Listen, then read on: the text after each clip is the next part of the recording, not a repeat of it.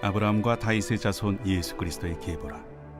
아브라함이 이삭을 낳고 이삭은 야곱을 낳고 야곱은 유다와 그의 형제들을 낳고 유다는 다말에게서 베레스와 세라를 낳고 베레스는 헤스론을 낳고 헤스론은 람을 낳고 람은 아미나답을 낳고 아미나답은 나손을 낳고 나손은 살몬을 낳고 살몬은 라합에게서 보아스를 낳고 보아스는 루색에서 오벳을 낳고 오벳은 이새를 낳고 이새는 다윗 왕을 낳으니라. 다윗은 우리아의 아내에게서 솔로몬을 낳고 솔로몬은 르호보암을 낳고 르호보암은 아비야를 낳고 아비야는 아사를 낳고 아사는 여호사밧을 낳고 여호사밧은 요람을 낳고 요람은 우시아를 낳고 우시아는 요담을 낳고 요담은 아하스를 낳고 아하스는 히스기야를 낳고 히스기야는 므낫세를 낳고 므낫세는 아몬을 낳고 아몬은 요시아를 낳고 바벨론으로 사로잡혀갈 때 요시아는 여고냐와 그의 형제들을 낳으니라. 바벨론으로 사로잡혀간 후에 여고냐는 스알드엘을 낳고 스알드엘은 스룹바벨을 낳고 스룹바벨은 아비웃을 낳고 아비웃은 엘리야김을 낳고 엘리야김은 아소를 낳고 아소르는 사독을 낳고 사독은 아킴을 낳고 아킴은 엘리웃을 낳고 엘리웃은 엘르아사를 낳고 엘르아살은 맏단을 낳고 맏단은 야곱을 낳고 야곱은 마리아의 남편 요셉을 낳았으니 마리아에게서 그리스도라 칭하는 예수가 나시니라. 그런즉 모든 대수가 아브라함부터 다윗까지 14대요 다윗부터 바벨론으로 사로잡혀갈 때까지 14대요 바벨론으로 사로잡혀간 후부터 그리스도까지 14대더라. 예수 그리스도의 나심은 이러하니라.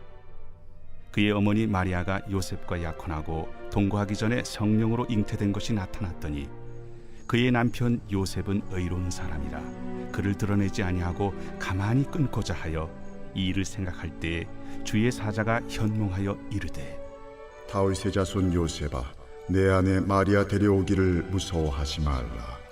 그에게 잉태된 자는 성령으로 된 것이라. 아들을 낳으리니 이름을 예수라 하라.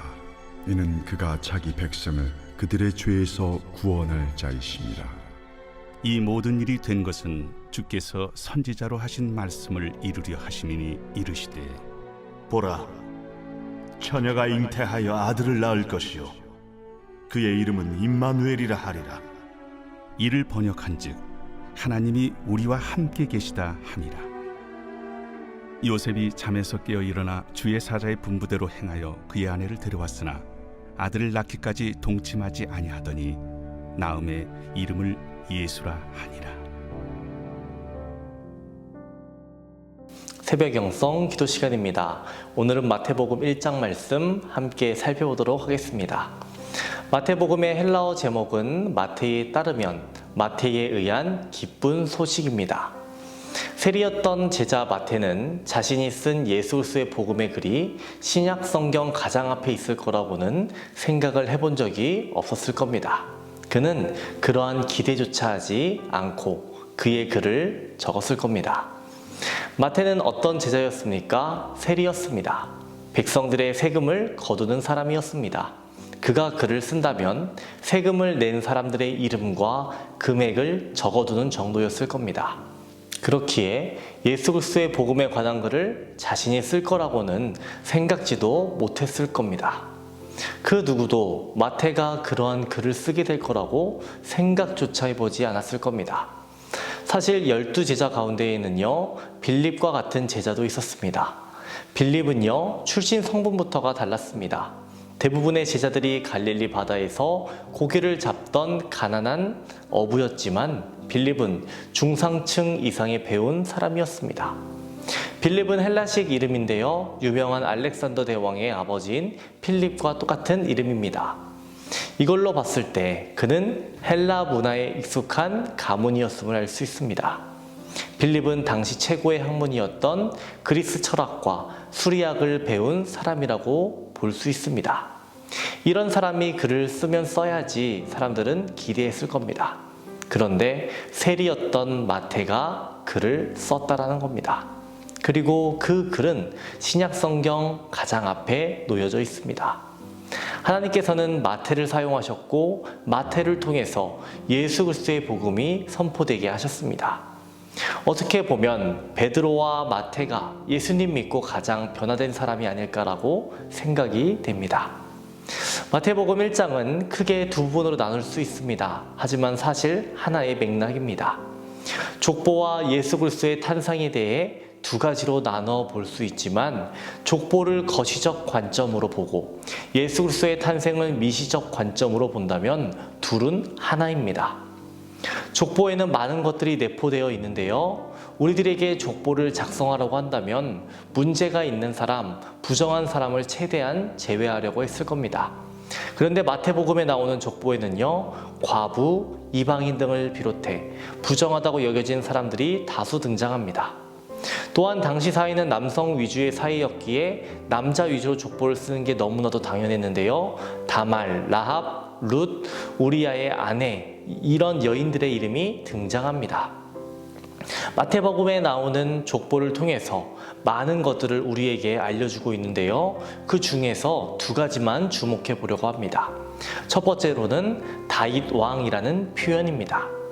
우리 성경에는 다윗 왕이라고 표현되어 있지만 원문에서는 이 부분이 강조되어 있습니다.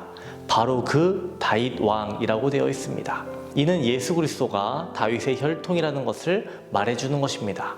바로 다윗 왕의 혈통이다. 예수도 왕이시다. 예수는 만왕의 왕이시다라는 그 메시지를 내포하고 있는 겁니다.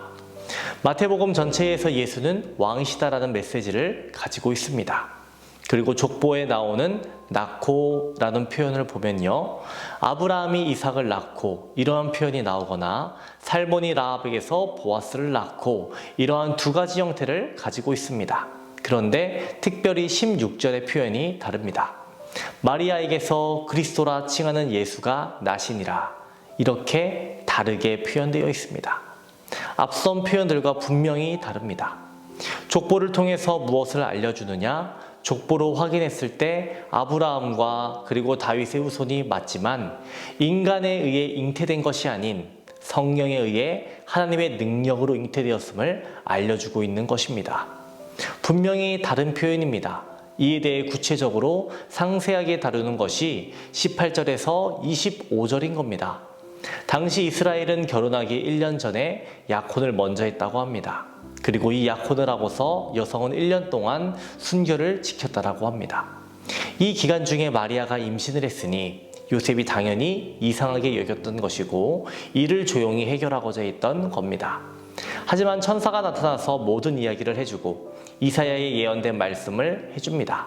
보라, 처녀가 잉태하여 아들을 낳을 것이요 그의 이름을 임마누엘이라 하라. 예언의 성취, 그리고 성령으로 잉태됨을 말해주고 있는 겁니다. 창세기 1장에서 첫 번째 아담은 흙에서 왔습니다. 그리고 마태복음 1장에서 두 번째 아담은 성령에서 왔음을 보여주고 있는 겁니다. 마태복음 1장을 통해 두 아담의 차이를 이렇게 보여주고 계시는 겁니다. 첫 번째 아담은 죄에 굴복했지만 두 번째 아담은 죄에 승리하셨음을 보여주고 있는 것이죠. 우리를 구원하신 주님은 성령에 의해 잉태된 전적으로 하나님의 능력임을 알려주고 있는 겁니다. 우리의 구원은 하나님의 전적인 은혜에서 시작된 것임을 알려주고 계시는 겁니다. 여러분, 오늘 하루도 그 은혜를 기억하며 살아가시기를 주님의 이름으로 축원합니다. 오늘은 교회를 위해서 함께 기도하겠습니다. 먼저는 교회의 부흥과 영적 회복을 위해서 이 땅의 교회가 복음으로 돌아갈 수 있도록 선교와 전도의 문이 활짝 열리기를 기도해 주시기 바랍니다. 기도하겠습니다. 우리를 사랑하셔서 독생자들을 보내신 하나님, 하나님의 전적인 은혜와 사랑에 감사드립니다. 마태복음을 시작으로 신약 성경의 말씀을 살펴봅니다. 매일매일 우리를 은혜의 강가로 인도하여 주시옵소서. 오늘은 교회를 위해서 기도합니다. 교회의 부흥과 영적 회복을 허락하여 주시옵소서. 이 땅의 교회가 복음으로 돌아가게 하여 주시고 선교와 전도의 문이 활짝 열리게 하여 주시옵소서. 중국과 미국과 말레이시아의 선교 현장에 하나님의 은혜를 부어 주시옵소서. 담임 목사님을 위해 기도합니다. 교회와 양떼들을 이끌어 가시기에 부족함 없도록 하늘의 권세와 능력으로 붙들어 주시옵소서. 악한 세력 틈타지 못하도록 성령께서 늘 동행하여 주시옵소서. 담임 목사님의 입술을 늘 주장하여 주셔서 죽은 영혼 살리는 생명의 말씀을 허락하여 주시고 바위보다 굳은 심령이 깨어지게 하여 주시옵시고 얼음보다 차가운 마음이 뜨거워지게 하여 주시옵소서. 자녀를 위해 기도하는 성도 있습니다. 태의 문을 열어 주시옵소서. 사고로 입원한 성도 있습니다. 일으켜 주시옵소서. 치유의 강선을 비춰주셔서 투석으로 어지럼증으로 디스크로 공황장애로 불면증으로 우울증을 겪는 성도들 깨끗이 낫게 하여 주시옵시고 마음의 평안함을 누릴 수 있도록 도와주시옵소서. 암투병 중에 있는 박재순 권사님, 유은영 권사님, 김시아 권사님, 김정수 집사님, 오유미 성도님, 박서연 청년, 유경민 청년 속히 회복되게 하여 주시옵시고 암세포가 사라지고 재발하지 않도록 하여 주시옵소서. 연로하신 장로님, 권사님, 집사님들 영적으로 육적으로 강건케 하여 주시고 하늘의 소망을 두며 날마다 승리하게 하여 주시옵소서. 질병으로 고통받지 않게 하여 주시옵소서. 마지막 날까지 건강하게 걸을 수 있는 은혜를 허락하여 주시옵소서. 오늘도 우리와 함께 하실 줄 믿습니다. 감사드리며 예수님의 이름으로 기도합니다. 아멘.